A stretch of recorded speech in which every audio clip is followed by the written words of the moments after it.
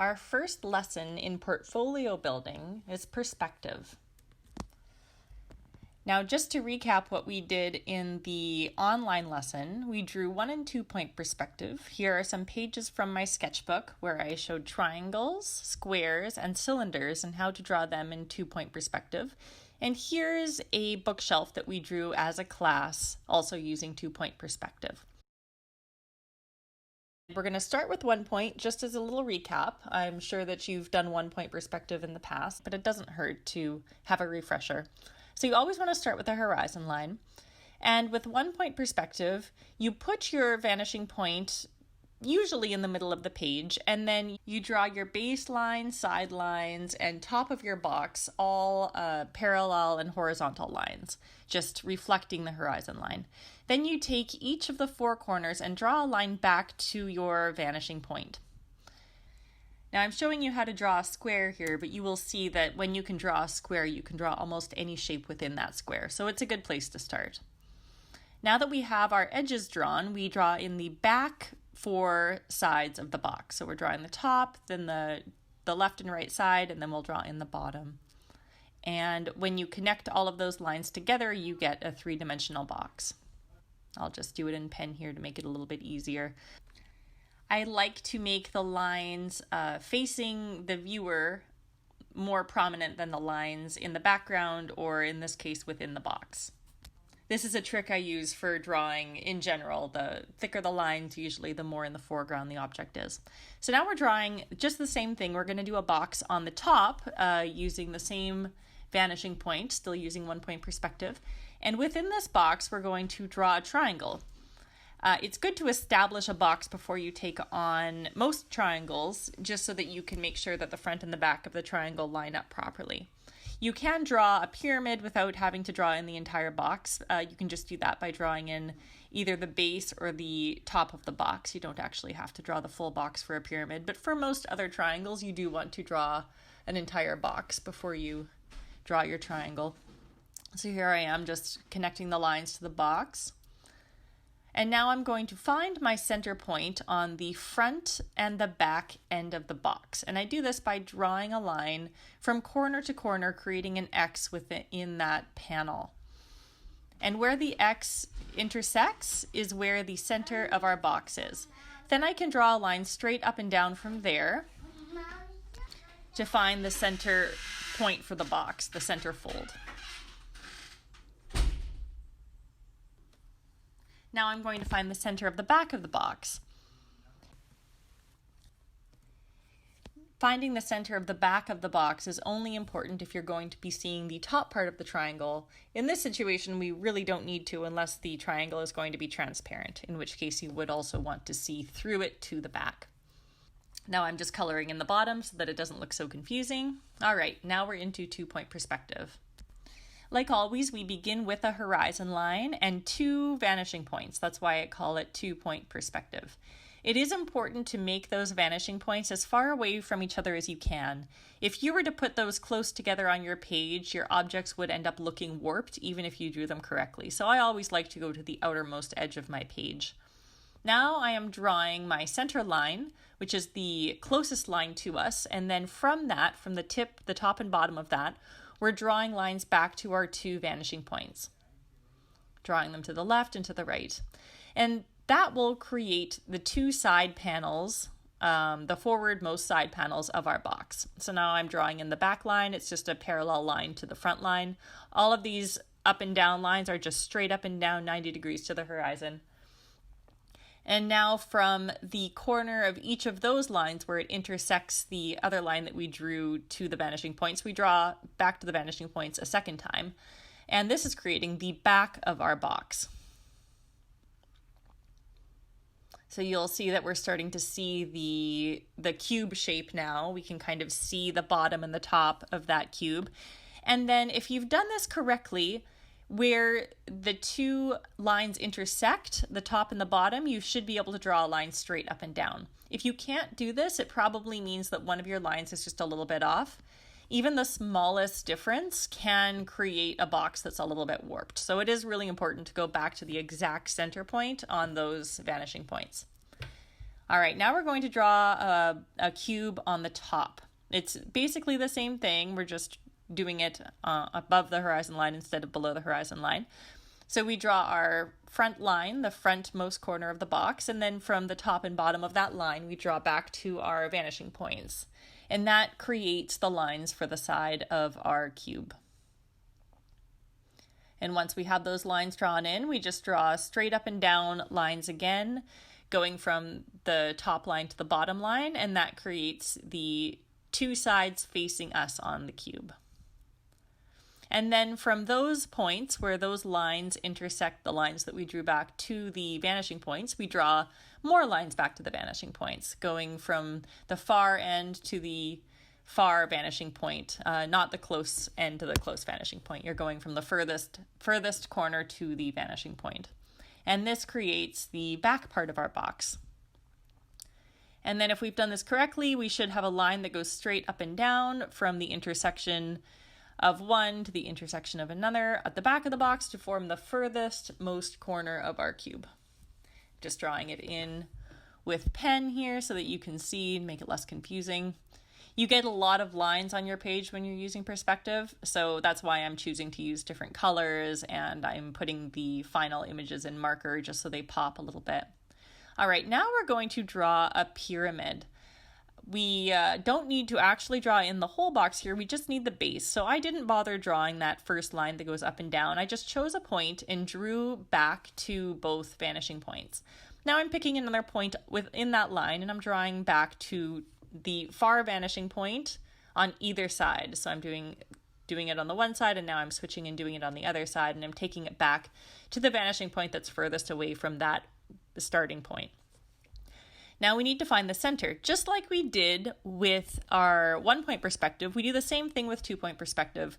We find the center by drawing an X from corner to corner, and then where that X intersects is the center point of our box. Now I can draw a line straight up from there, and that gives me the tip of my pyramid. I could draw that as high or low as I want to. In this case, I'm just drawing it a little bit taller than the box is wide.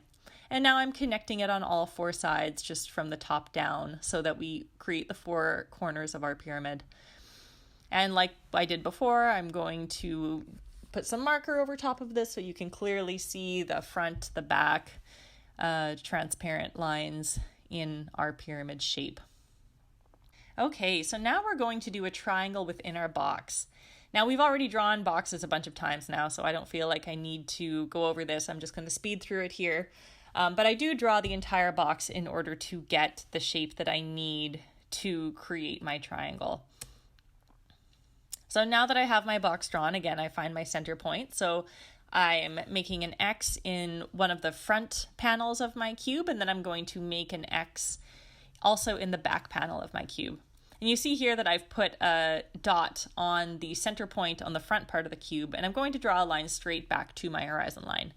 Now, if I have done everything correctly, that will line up perfectly with the center line at the back of the box when I find that center point and make my center line. And it should look like a really nice triangle, like a roof shape. That's the shape that we're creating here. So now that I have the top of the roof drawn in, I'm drawing the edges. So I'm just drawing from the tip of the triangle down to the bottom of our square that we drew. And those lines are going to determine the edges of our triangle. So you can definitely see it's kind of formed a little tent shape here. And now I'm just going to put marker over top of it so that you can see the shape a little bit more clearly. And again, with the fine line to show the transparent backside of that shape. Okay, now we're going to do something a little harder here. We're going to jump into cylinders. There is a more complicated way to draw a cylinder. I'm going to show you the slightly easier way. You'll still get a very accurate looking cylinder out of it. It does take a little bit more eyeballing and a little bit less math, but it tends to be quite effective. So I'm starting with a rectangle. You want to try to make the front and back side of your rectangle as square as possible. You'll find that the more cubes that you draw, the better you will be at judging what makes a square rather than what makes a rectangle shape. But I want to make a long cylinder, so I'm going to do a long rectangle at the top with square ends. Now I'm finding the center point, just like we did with the triangles, And the difference here is I'm also finding the center point horizontally, and I do this by drawing a line straight through the center of the X we drew within the square shape. So we use the same vanishing point that we do on the top and bottom edges. And we find the center point going up and down as well. And I like to mark the edges just a little bit darker with my pencil here. It'll show the outermost sides of the circle in the front and the back of the cylinder shape. Now we're basically going to connect the dots with little quarter circles. And we want to keep in mind that the front is going to be bigger than the back. So those front quarter circles are going to be a little bit wider and the back ones are going to be a little bit narrower. You want to trail along the edge of the box where we made those 4 points just a little bit when you're drawing your circle shape. If you make those half circles too steep, it'll look a bit funny. So you want to go a little bit wider than you think and then refine in as you go and just make that circle feel more round. This takes a little bit of eyeballing, but after you do a few, you get used to it and you get pretty good at it. The most important thing is making sure that the front and the back line up properly. So now I'm drawing a line from the outermost edge of the top and bottom of our cylinder shape, or of the circles, to form the cylinder shape. And I'm just putting ink over top so that you can see the shape that we have created a little bit more clearly. And finally, we'll draw one more pyramid. We'll just draw this one very tall so you can kind of see how it works. And these are pretty quick here. So we're just going to draw the base of a square so that we have the base of our pyramid. And then we will find the center of that square and draw a line straight up from it. And then when we have our line, we will connect the top of the line to all 4 corners of the bottom of our square shape, and that will give us a pyramid. Now I recommend that you try to do at least one square, a pyramid, a roof shape, and maybe challenge yourself to do another sort of a triangle shape. I think you'll find that the squares come pretty easy. The triangles, once you've done a couple, you get them pretty quick. But the cylinder does take some practice to get a cylinder that looks accurate. Okay, so the next thing we did in the class is we drew a shelf. Now, I'm seeing here that my drawings are a little bit light. My lines are a bit light here, so I'm just going to zoom through the first part. And we're going to jump right into making the shelf quadrants. So I found the center of the very edge of my shelf. And from there, I'm putting in my first shelf line. Now, I want to draw 3 different boards within this shelf, and I want them to be equal distance. So now what I need to do is find the center points of those half points that we've created. So we found the center, we broke it up into 2, now we need to break it up into 4. And we'd want to draw our shelves coming from those center points that we just created.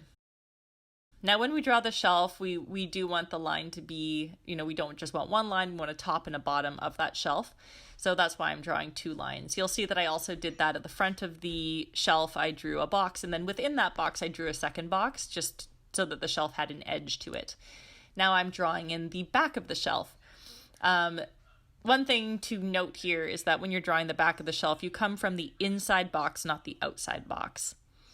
Now I'm just doing the marker lines. Now I'm doing all of my thick lines for foreground, and then I will add some thin lines for background. Unfortunately, my camera runs out of battery here, so we're just going to jump right into the final product.